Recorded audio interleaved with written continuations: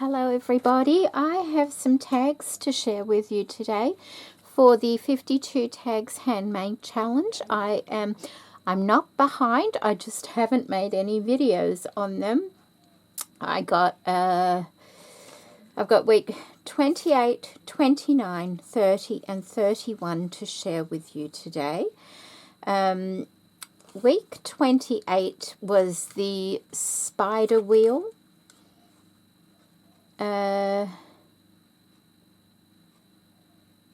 And the woven wheel thing, I think it is.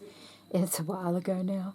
And I'm a little bit disheartened after doing it because I don't like mine.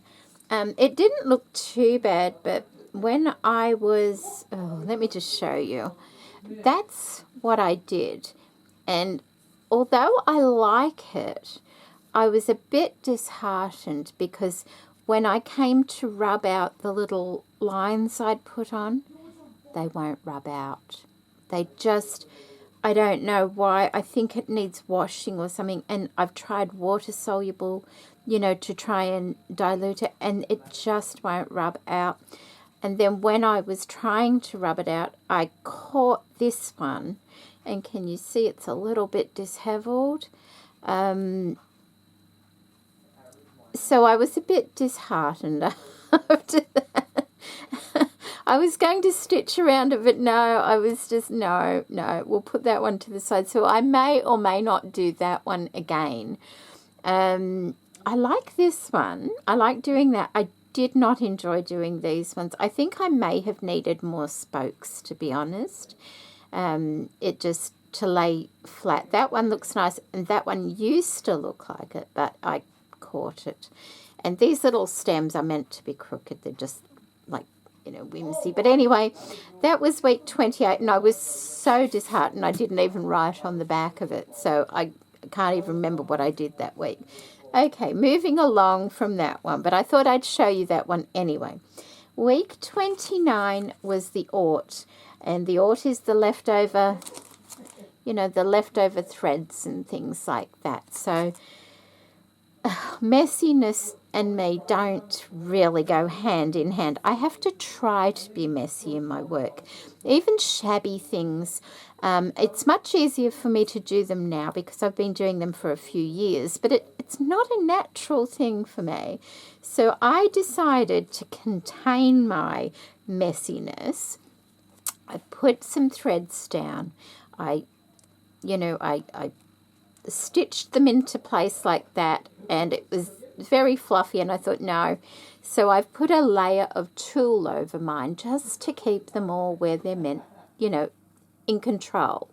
And I kind of like that. I like it's a controlled mess, and I've just straight stitched that tulle on top there. And that was week 29, and this week was my birthday, so I was out and about quite a bit, and it was a lovely week.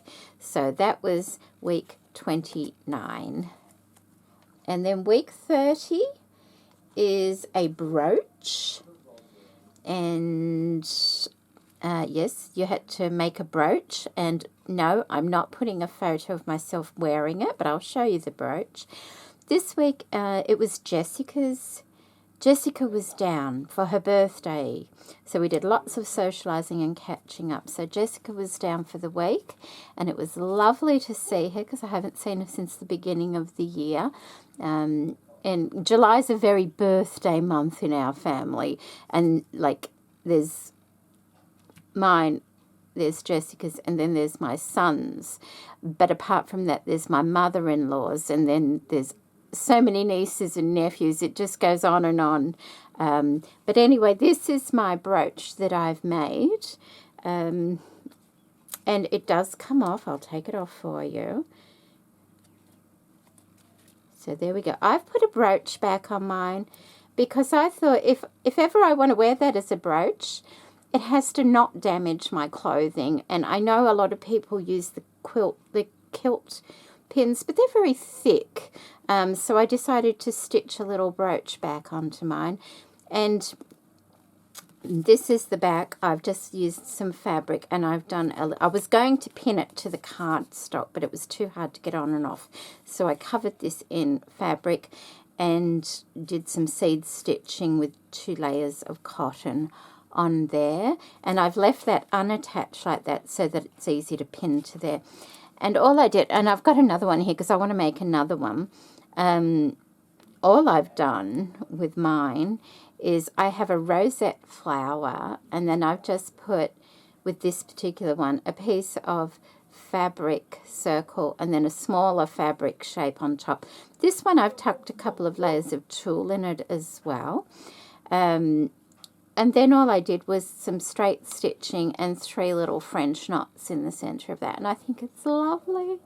I think these would be lovely on journals and things because they're nice and, you know, they're not like too thick. They squish down quite nice, but then they spring back up again.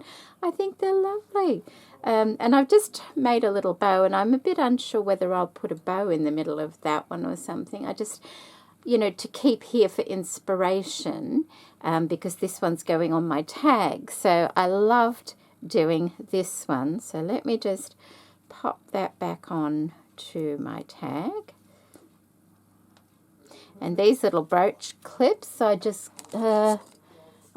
found those at the op shop ages ago. There was a packet for 50 cents, so I already had those.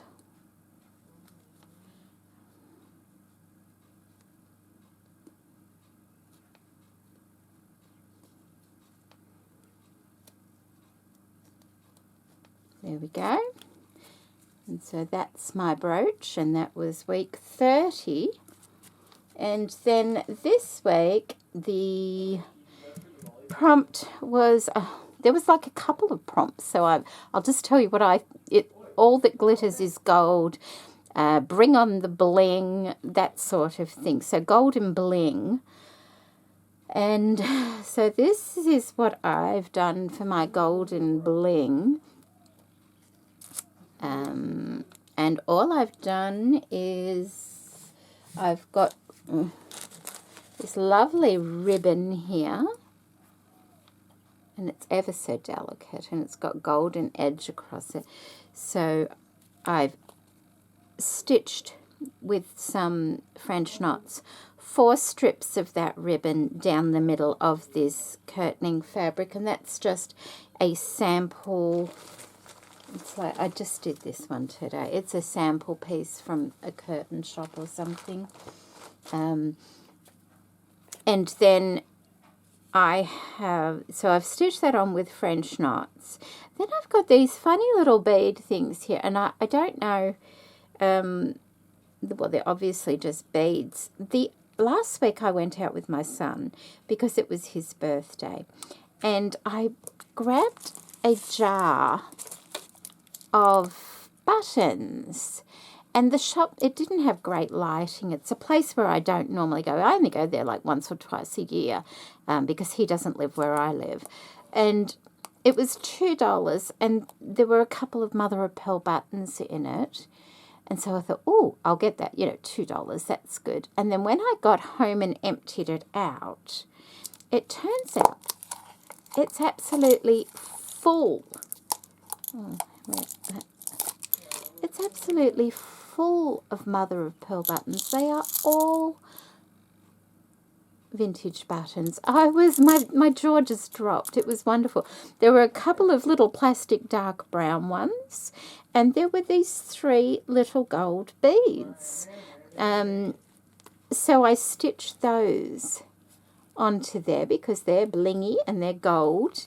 And then I've got these little gold beads on top of them, and they're actually from, if I can find it, they're the gold beads out of this. So I found this on a belly dancing costume, well, the top of one, a long time ago.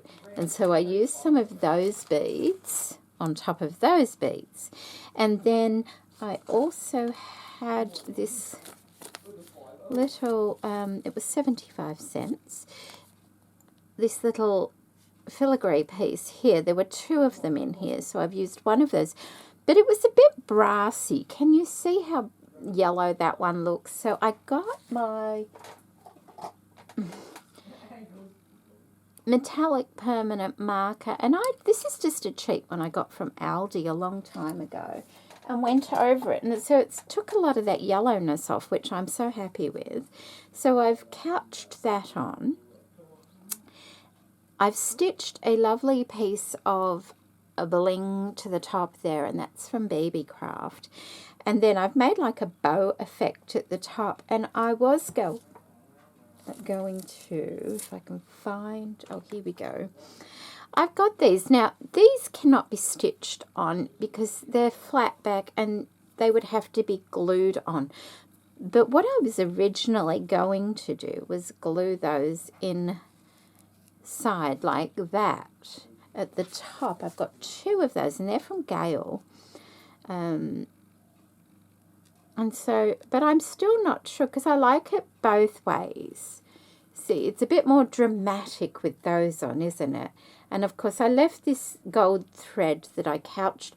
I couched all that bow effect on. I had to use my magnifying glass for that because it was a bit fiddly. But I've left long tails of that golden bow. So tell me what you think. Should I put the bling in the top like that? Or should I just leave it like that? Because I like it both ways. I mean, it's supposed to be about bling. I quite like that, though. I think it's a little bit more subdued. But tell me what you think. But you can see all that little couching at the top there. That was a bit fiddly, but I enjoyed doing this. So there we go. There's my 4 tags. Let me bring them down a bit. 4 tags. One I'm not happy with at all. To be honest, it's not a favourite stitch. I do like the way that one looks. And I guess they have their place. Perhaps it's because it's the first time I've done them, but I just got very disheartened when I couldn't get the marker off the fabric. So I hope you've enjoyed seeing my tags. And I'll put a link to Anne's channel in the description box below. She has a weekly challenge and puts up videos every week and gives us a prompt on what we can do. You do not have to follow her prompt exactly. You can just use it as inspiration for your own work. So thank you for watching and take care, everybody. Bye.